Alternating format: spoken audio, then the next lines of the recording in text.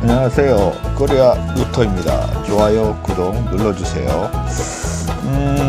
지난 시간에 제가 원유에 관한 이야기를 좀 했습니다. 여러분들한테. 상당히 많이 떨어진 상태이고, 또 하나, 지금 원유가,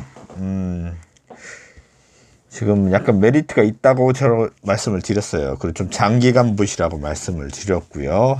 원유 선물 시장을 말씀드리는 거예요. 지금 원유 선물 시장을 보면 25달러 정도 하죠. 25 정도 합니다만, 이제 1년으로 보면요. 그래프로 보면 지금 이게 그래프인데요. 급격하게 내려갔습니다. 불과 3개월 만에 60% 내지 70%가 빠진 상태예요. 어마어마하게 많이 빠진 상태죠. 그래서 지금 오펙에서나 러시아 쪽 그리고 미국에서 난리가 났죠. 지난번에 제가 말씀드린 것처럼 석유를 캘 수 있는 마지노선이 있습니다. 기업이 돌아가야 될 만한 가격선이 있어요. 그걸 지켜야 되는데 무너진 상태입니다. 지금 선물 시장에 참여한 분들이 상당히 많습니다. 그 종류도 한 4 정도 되고요. 우리나라 뭐 선물 시장 여러 가지 게 있지만 레버리지를 이용한 선물 시장을 제가 지금 올리겠습니다만 요렇게 요게 네 종류 됩니다만 여러분들의 선택에 따라서 틀립니다만 그래프는 거의 비슷합니다. 가격이 이렇게 떨어졌어요. 60% 내지 70%가 단 뭐 2달 만에 그렇게 많이 빠진 상태죠. 오펙에서 통과가 되든 안 되든 간에 제가 보기엔 일시적으로 하락이 있을 수도 있습니다. 조금 더. 하지만 장기간 보시기 바랍니다. 조금 장기간 봤을 때는 충분히 메리트가 있다고 봅니다. 저번에 말씀드린 강원랜드도 마찬가지고요. 강원랜드도 지금 많이 올랐죠. 제가 말씀드린 가격보다 지금 많이 올라서 2만 원이 넘어간 상태고요. 더 갈 겁니다. 물론 선물 시장도 상당히 메리트 있습니다만 제가 계속 말씀드립니다만 원유 메리트가 상당히 셉니다. 지금. 제가 계속 금과 은을 나눠서 분산해서 가시고 그게 싫은 분들은 현금을 가져가시라고 말씀을 드렸고 단기간 이제 봐야 되는 포지션도 지난번에 방송을 통해서 말씀드렸습니다. 진단키트를 말씀드렸죠. 일부는 수익이 난 분들도 있을 테고 마이너스권에 있는 분도 있을 거예요. 하지만 제가 다시 말씀드리지만 진단키트는 다시 한번 상승이 옵니다. 여러분들 다시 한번 오고요. 또 하나 지금 계속 수요가 늘고 있어요. 코로나 사태로 인해서 상당히 심각하게 돌아가고 있다는 거 여러분들이 알아두셨으면 하고요. 또 하나 알아둬야 될 것이 지금 중국 시장에 중국이 원유를 대량으로 매입하려고 합니다. 대량으로 매입하려고 해요. 원유를 매입하는 이유는 이제 2가지라고 봅니다. 싼 가격이기 때문에 매입하는 경우도 있고 또 하나는 좀 안 좋은 얘기지만 이건 그런 경우가 좀 작다고 생각하지만 전쟁을 준비할 수도 있다는 거죠. 내부의 문제가 상당히 심각해지면 만약에 하나입니다. 만약에 하나 심각해지면 외부로 시선을 돌리는 것이 국가 통치자들이 원칙입니다. 대표적으로 임진왜란을 일으켰던 도요토미 히데요시처럼 그런 사태를 일어나지 않는 법이 없습니다. 지금의 중국 사태는 상당히 심각한 과정으로 돌아가고 있고요. 코로나 사태가 진정되거나 중국 안에서 끝난 것이 아니라 더 발전하고 있고 더 변형되고 있습니다. 지금 아주 심각한 상태로 가고 있고 원유의 비축량을 대폭 늘려서 미국만큼 원유를 가져간다는 이야기를 하고 있고요. 그나마 다행인 거는 우리나라 정유 회사들이 상당히 힘듭니다만 그나마 나라에서 원유를 많이 비축해 놓기로 약속한 것은 상당히 잘한 것이고 포지션도 상당히 좋습니다. 지금 들어간다는 것. 이런 가격은 진짜 거의 거저먹기 가격이라고 봐도 과언이 아닐 정도예요. 솔직히. 얼마 전만 해도요. 여러분들 원유가 70달러, 80달러, 뭐 90달러 이렇게 했습니다만 지금 뭐 25달러입니다. 1년 차트로 봐도 어마어마하게 떨어진 상태고요. 3년 차트로 보면 더 많이 떨어진 상태예요. 더 많이.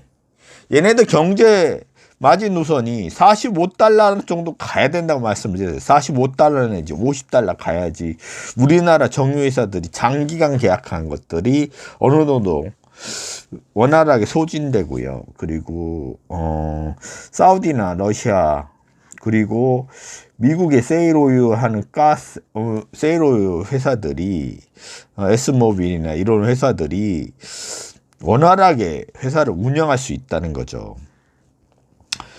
이제 좀 있으면 이제 오펙에서 감산 합의가 들어갈 것으로 보이는데 이게 안 이루어질지도 모릅니다. 안 이루어질지도 모르고 될 확률이 높지만 만에 하나 조금 더 연기돼서 나중에 합의할지 몰라요. 하지만 지금 포지션은 조금 더 내려갈 수는 있어도 상당히 안정권이라는 거죠. 지금 1조 원 정도의 개미들이 선물 투자를 하고 있고요. 주식시장으로 돌아와서 말씀드리자면 주식시장은 지금 들어가기 참 어려운 가격대에 올라와 있습니다. 지금 1800선에 와 있죠. 지금 코스피 지수를 지금 잠깐 보자면 여러분들도 알다시피 1836입니다. 1836. 좀 많이 올랐어요, 여러분들 솔직히. 그렇다고 끝은 아닙니다. 더 올라갈 여력은 있습니다. 하지만 단기간에 많은 반등을 했기 때문에 별로 먹을 떡이 없다는 거죠. 크게 먹을 떡이. 하지만 원유 쪽으로 돌아오면은 제가 아까 말씀드린 것처럼 원유 쪽으로 돌아오면은 장기간 보실 때는 이건 커다란 메리트가 있습니다. 지금 어디까지 제 판단입니다만 원유 쪽으로 계속 같이 가시는 게 맞고요. 분할해서 사세요. 분할해서. 다달이 요번 달에 몰빵하지 마시고 여유가 있으신 분 원유 쪽으로 계속해서 가십시오. 좀 장기간 보시고 가시면 좋을 것 같고요. 한 뭐 길게 보면 한 1년 내지 2년을 보고 가신다는 생각으로 분할해서 계속 사신다면 엄청난 수익을 날 것으로 제가 판단하고 있습니다.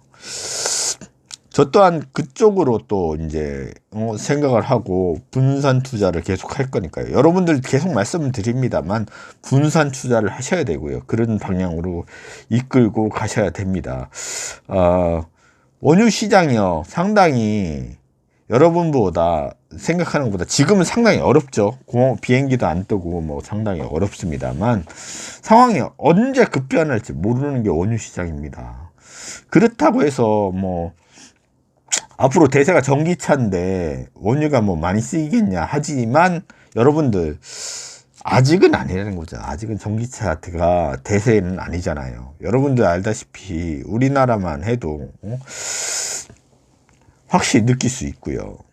또 하나 일본과 우리나라를 많이 비교하시는 분들도 많이 있습니다만 코로나 사태뿐만 아니라 우리나라 국민 GDP가 벌써 우리나라가 일본을 앞질렀습니다. 여러분들 앞질렀어요. 그게 18년도부터 앞질렀습니다. 점점 그 격차가 벌어지고 있고요. 우리나라는 제가 계속 말씀드립니다만 초강대국으로 갈 겁니다. 초강대국으로요. 지금 뭐 7이라고 하지만 경제 규모가요. 전체적으로 놓고 가서는 뭐 경제 규모나 뭐 군사적 여러 가지 놓고 가서는 한 10위권 되겠죠. 하지만 제가 계속 말씀드려요. 이 고난의 과정을 거치면 일본과 우리나라는 격차가 더 심해지고 우리나라는 더 많이 올라가고요. 더 강대국으로 가면서 세계 5위까지 충분히 갈 수 있는 힘이 됩니다. 여러분들. 그럼 더 좋은 시장이 열리겠죠. 하지만 지금 현재는 아니라는 거죠. 계속 말씀드리지만 경기 침체에 있기 때문에 어려운 시기고요. 여러분들도 알다시피 지금 뭐 일자리가 점점 없고 자영업은 점점 어렵기 때문에 사회 전반에 많은 영향을 미치고 있습니다. 영향을 안 미친 곳이 없어요. 잘 나가는 회사들이 거의 없고요. 잔업이나 특근이 점점 줄어가고 있고 점점 어려운 상황입니다. 침체가 지금 계속 말씀드리지만 허벅지에 와 있는 단계입니다. 점점 더 어려워질 거고요. 지금 얼마 전에 얘기가 나옵니다. 대기업들이 자꾸 주식을 처분하고 그리고 부동산을 처분하고 자산을 처분합니다. 이것들은요 그냥 이루어지는 게 아니고요. 그리고 그것들은 알고 있기 때문입니다. 경제 위기가 오고 있다는 거. 무디스가 지금 은행들을 지금 뭐 신용 등급을 하향 조정한다는 얘기가 있고, 현대와 기아차도 물론이고요. 지금 상당히 하향 조정한다는 얘기가 있습니다. 그걸 대비하려고 하는 거니까요. 주식 시장은 제가 계속 말씀을 드립니다만 진단 시트나 치료대 쪽으로는 반짝장이 아직도 남아 있습니다. 남아 있지만 이제 슬슬 조심하셔야 할 때가 왔어요. 1800선이 넘었기 때문에 지금 상당히 조금은 조심해야 되는 단계예요. 코스피가 1836이고 코스닥이 지금 615입니다. 여러분들 좀 생각을 해 보셔야 되는 단계로 지금 넘어와 있다는 거, 그것만 아셔야 될 것 같고요. 원유 시장은 계속 분산해서 가시고요. 강원랜드는 계속 여유가 있으신 분은 좀 장기간 보시는 분들은 그렇게 가셔도 될 것 같아요. 어디까지나 제 판단입니다. 제가 뭐 그렇게 하라고 해서 여러분들이 할 것도 아니고, 중요한 거는 자기가 옳은지 그른지를 확실히 아셔야 되고, 모든 책임 본인이 지는 겁니다. 본인이 하는 거죠. 잘 판단하시고, 확률이 없다고 말씀드린 거예요. 올라갈 확률이. 원유나 이쪽이 더 올라갈 확률이, 강원랜드고요. 원랜드도 마찬가지로 올라갈 확률이 높다고 말씀드린 거예요. 좀 장기간 보시면서 좀 큰 그림 그리세요. 뭐 자기가 보유한 금액이 100만 원이다 하면 150만 원 번다는 생각하지 마시고 200만 원 번다는 생각으로 좀 넉넉한 마음으로 200만 원 내지 뭐 300만 원, 400만 원 벌 수 있는 이런 시장이 열렸으니까 그렇게 보시면 될 것 같고요. 몰빵은 안 됩니다. 절대. 분산해서 가세요. 분산해서. 되도록이면 분산해서 가시고요. 오늘이 저 고점이 더 내려올 수 있다는 거죠. 내려오면 또 잡아야죠. 더 내려오면 더 잡아야 되고요. 그런 식으로 가셔야 된다는 거죠, 여러분들. 뭐 이런 기회는 쉽게 오는 기회도 아니고요. 지금 대단한 찬스가 왔다는 것만 알고 가셨으면 좋겠습니다. 여러분들 모두 힘을 내시고요.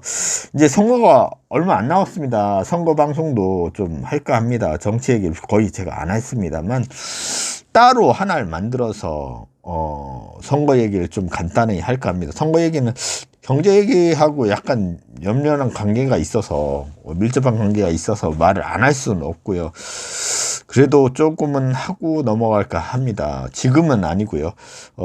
이 방송은 그걸 다루지는 않겠습니다만, 어쨌든 선거에 참여하시고 국민의 권리를 최선을 다해서 행사하시기 바랍니다. 10일 날과 11일 날은